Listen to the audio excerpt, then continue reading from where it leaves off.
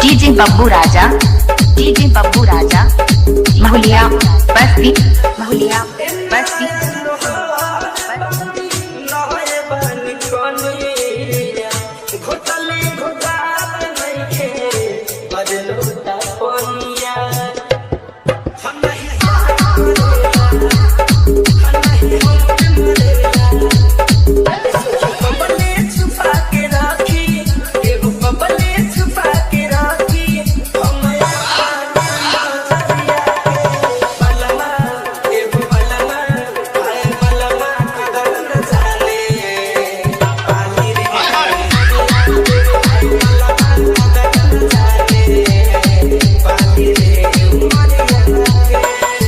Mobile number 9028617622।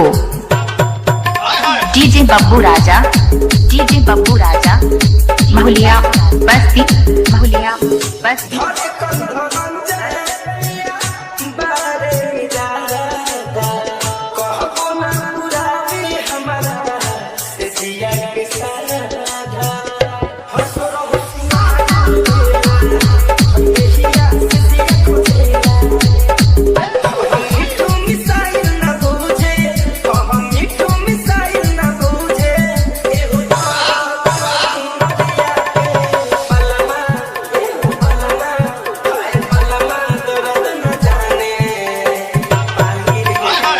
DJ Babbu Raja, DJ Babbu Raja,